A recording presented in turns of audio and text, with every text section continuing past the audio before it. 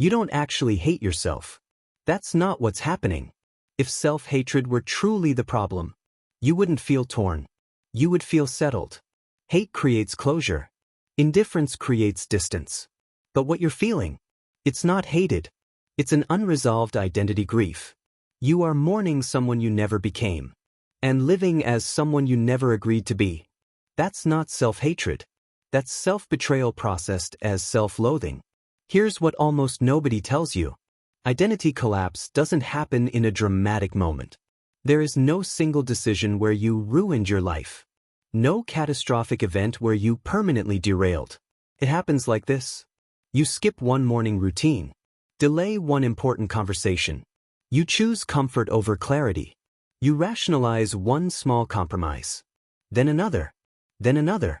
And after enough of these, your nervous system rewires around avoidance as survival.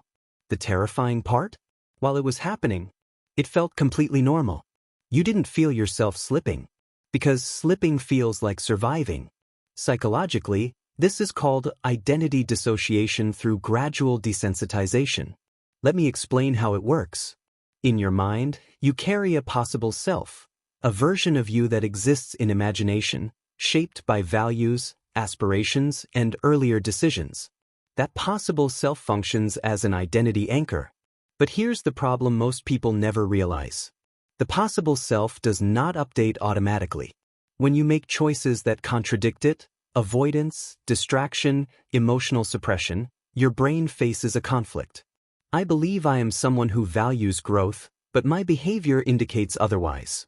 To resolve this conflict, most people do not change their behavior. They silently revise their identity downward. And they don't even notice it's happening. You don't suddenly hate yourself. You slowly lower your standards for what you means. Until one day you look in the mirror and don't recognize who lives there. That's not depression. That's identity atrophy. Here's what identity atrophy looks like in daily life. You procrastinate, not because you're lazy, but because starting something meaningful forces you to confront how far you've drifted. You overconsume content. Not because it's enjoyable, but because stimulation numbs the discomfort of stillness. You make promises to yourself at night, tomorrow will be different, and break them by noon, then medicate the guilt with more distraction, creating a loop. Shame avoidance, more shame, deeper avoidance. And here's the mechanism most people miss entirely.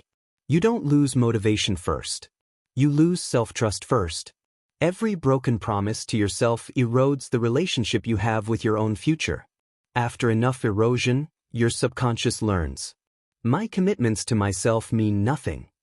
So you stop making them. And that silence, that absence of self-directed intention, is what feels like emptiness. Let me take you deeper into the mechanism. The brain operates with something called cognitive self-consistency. It needs your self-concept and your behavior to align. When they don't, the brain generates cognitive dissonance, a psychological stress state. To resolve dissonance, most people choose distortion over change. But because changing behavior requires energy, discomfort, and uncertainty. Distorting self-perception requires only rationalization. So the brain quietly rewrites your identity. I'm not avoiding, I'm resting. I'm not disengaged, I'm processing. I'm not drifting, I'm surviving. These rationalizations aren't lies. They're psychological protection mechanisms. But here's the cost. You don't destroy your potential in one day. You numb your awareness of it over years.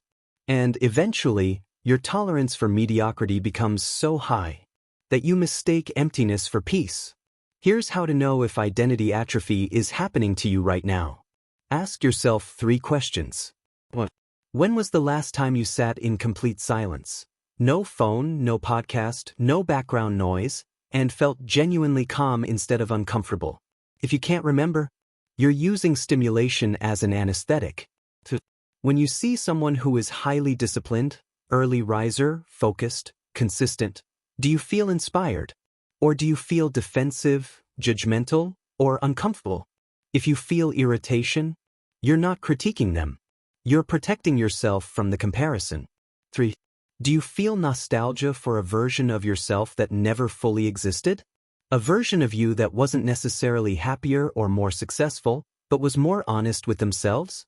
Yes. You're not nostalgic about the past. You're grieving your own unlived potential. And that grief is being mislabeled as dissatisfaction, burnout, or depression. Here's the part that most people won't say out loud. Because it's uncomfortable. The scariest part of identity collapse is not how bad you feel. It's how normal it becomes. Your nervous system adapts. Your tolerance for inconsistency increases. Your sensitivity to dishonesty, especially self-dishonesty, decreases. And after enough time in this state, you stop being able to feel the gap between who you are and who you could be. You become numb to mediocrity, comfortable with avoidance, unfazed by broken promises. And that's the real danger. Because the moment you stop feeling the pain of the gap is the moment you stop being able to return. Desensitization is not healing. It's surrender. So let me reframe your experience with clinical honesty. You are not broken. You are not lazy. You are not fundamentally flawed. What you are experiencing is a suppression-based identity adaptation. Your psyche adapted to survive conditions that required you to shrink. And now that those conditions are gone, your adaptation has become the prison. Here's what that means in practical terms. Your emotional exhaustion is not from trying too hard. It's from maintaining a life that contradicts your values. Every day, you expend psychological energy suppressing awareness of the gap between who you are and who you know you could be. That suppression is metabolically expensive. It depletes focus, motivation, and emotional resilience. You're not tired because you're doing too much. You're tired because you're resisting the truth of what you already know. The path out is not motivation. Motivation is the reward for alignment, not the cause of it. The path out is reclaiming self-trust through micro-integrity. So let me leave you with this. The reason you feel the way you feel is not because you're weak. It's because you're still aware. The discomfort you feel when you pause, when you reflect, when you see someone living with intention, that discomfort is not brokenness. It's evidence that recognition is still alive inside you. You still know the truth. You can still feel the gap. And as long as you can feel it, you can return. You don't need to hate yourself into changing. You need to recognize yourself back into alignment. Because the person you were afraid you'd become? That's not who you are. That's who you settled for. And settling is a choice you made once.